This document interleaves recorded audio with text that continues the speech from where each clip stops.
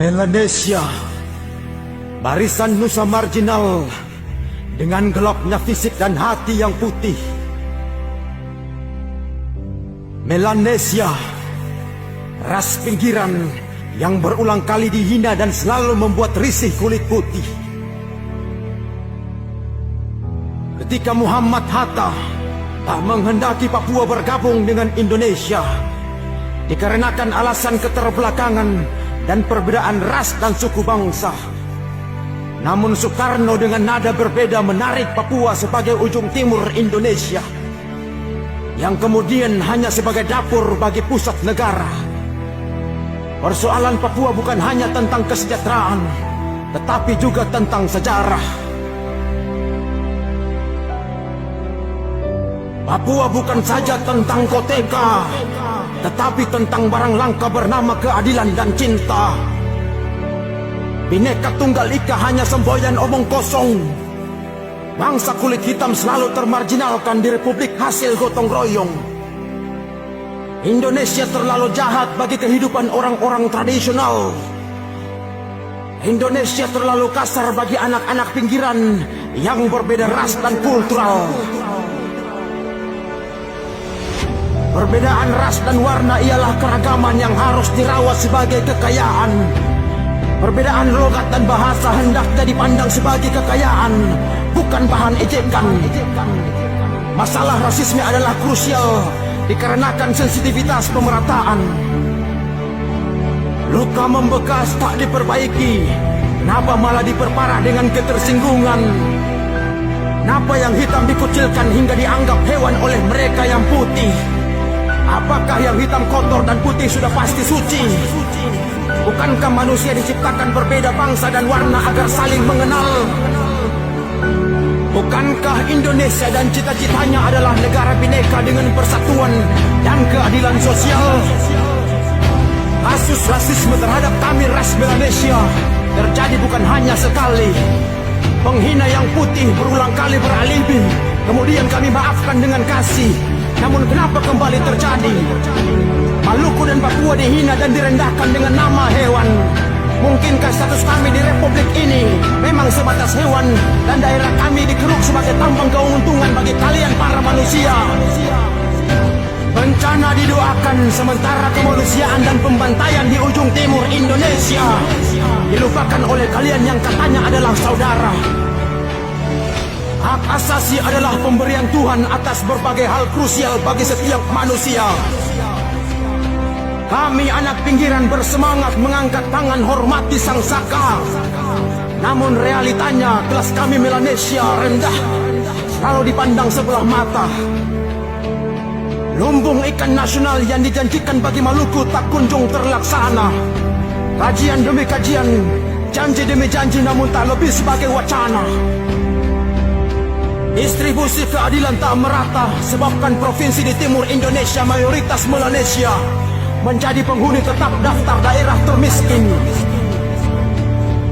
Kami tak bodoh, namun dibodohkan dengan sistem pemerataan yang tak berpihak kepada kami, sehingga derajat kami disamakan dengan hewan.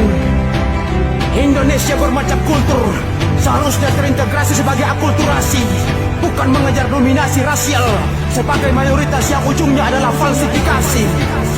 Seharusnya distribusi pemerataan keadilan, bukan distribusi mobilisasi ras yang dikemas dalam program pemerintah bernama transmigrasi. Apa? Kesejahteraan. Siapa yang disejahterakan? Siapa yang diperdayakan? Tanah siapa yang dibagi-bagikan? Sawahnisasi dan jawanisasi terselubung dalam dalih pemerataan.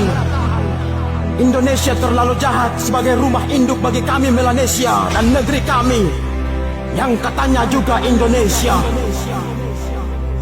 Teruntuk kalian yang selalu gembar-gemborkan persatuan, jangan panggil kami saudara jika sikap mayoritas kalian tak mampu menerima perbedaan warna. Jika kekayaan alam Papua tak lagi menjadi dapur bagi Jakarta, masihkah kalian menganggap kami saudara? Kami Melanesia adalah nusa hitam dengan kegelapan dan manusianya yang terbelakang. Mungkin terlalu rendah untuk hidup berdampingan dengan kalian yang katanya bersih tanpa cap terbelakang. Tetapi ingat, kami yang hitam mungkin lebih beradab secara sikap dan nurani, karena kami ditakdirkan lahir dengan cinta. Boleh jadi nasionalisme kami kepada Indonesia lebih baik daripada kalian yang putih, walaupun negeri kami gelap gulita.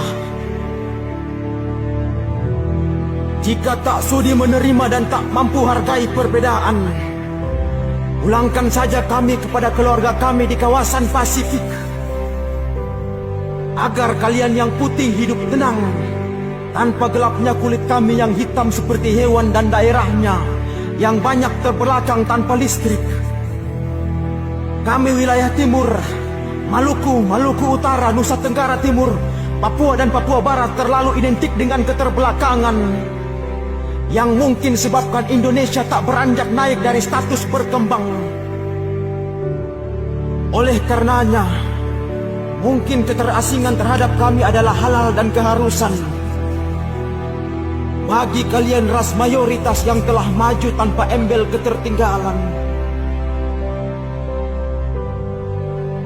saudara-saudaraku, sesama Melanesia yang masih punya cinta dan masih terbelakang, jagalah negeri-negeri dan saudaramu, karena induk negeri tak mampu lindungi keberagaman dan juga tak mampu menjamin harta karun bernama kesetaraan dan keadilan.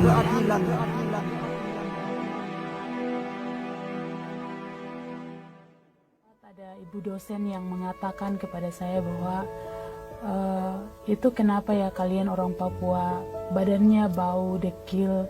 Terus ketika kami ngobrol itu kami susah untuk bernafas. Kita mana? Bon anjing nomor lo tebel tuh goblok. Yang ina. Yang ina. Siapa yang bilang tadi? Saya muka anjing bibirnya tebal goblok. Bangsa kita sudah menjadi bangsa saya sebut pelacur politik, melacurkan suaranya demi pembayaran. Lalu kemudian demo karena pemimpin kita korupsi, lalu marah karena pemimpin begini.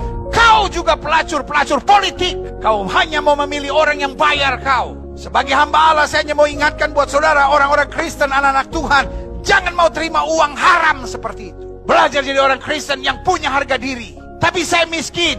Miskin bukan berarti kau harus jadi pelacur politik. Saya nggak mau Indonesia rusak hanya karena pelacur politik yang menerima 100.000. Lalu pasangan lain kasih 150.000. Oh, kok dia kasih lebih banyak? Jadi akhirnya pemimpin yang terpilih bukan pemimpin yang berkualitas. Indonesia perlu dipulihkan Tuhan. Indonesia perlu dibebaskan dari pelacur politik. Rakyatnya tidak boleh jadi pelacur politik. Tapi pemimpinnya jangan jadi perampok uang rakyat. Apakah masih ada cita-cita yang belum tercapai, Pak Surya? Pasti ada. Saya mau lihat Indonesia yang seutuhnya.